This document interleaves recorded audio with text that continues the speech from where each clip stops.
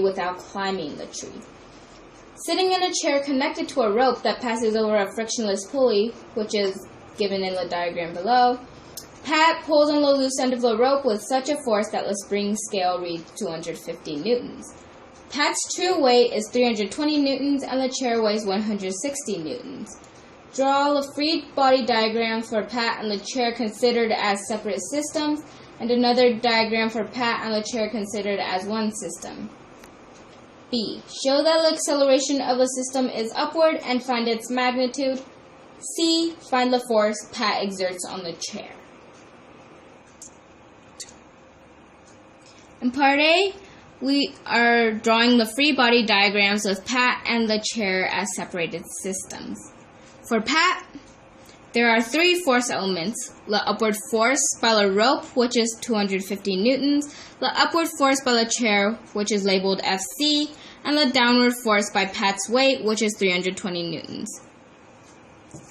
For the chair, there are also three force components: the upward force by the rope, which is 250 newtons, the downward force by Pat, which is labeled as Fp, and the downward force due to the weight of the chair, which is 160 newtons.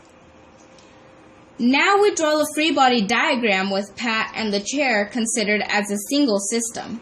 As shown in this diagram, there are two upward forces by the ropes. Each of them is 250 newtons.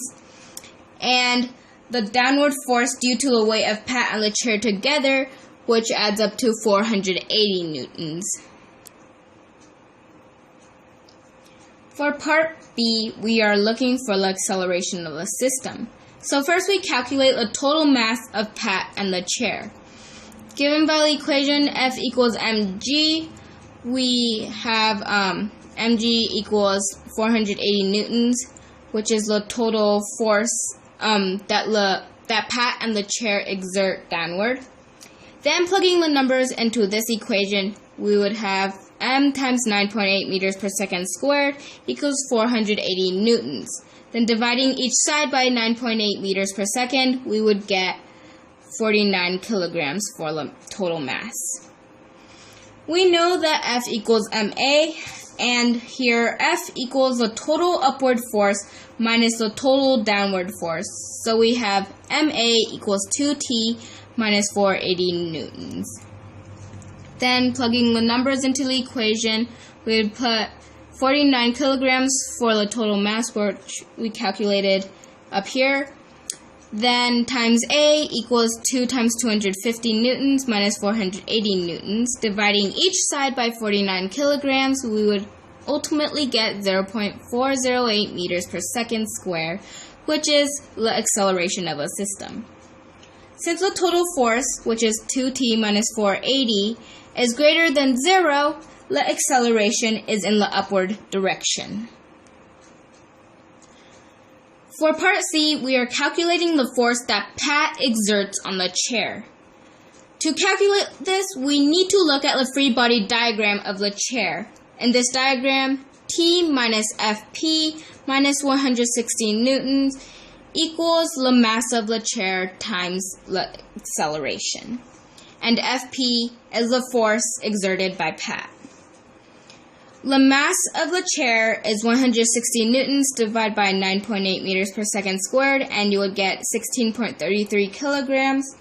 Rearranging this equation, we would have Fp equals mass of the chair times acceleration plus 160 newtons minus t, and plugging in all the numbers, you will get 74 newtons. Now this answer is different from the back of the book because the book was calculating the force of the chair on Pat. And to calculate that, we need the free body diagram of Pat. If we consider the force of a chair on Pat, we would have this equation. Plugging in all the numbers, you'll get 83.3 newtons. And as you can see, this force is different from the force that Pat exerts on the chair.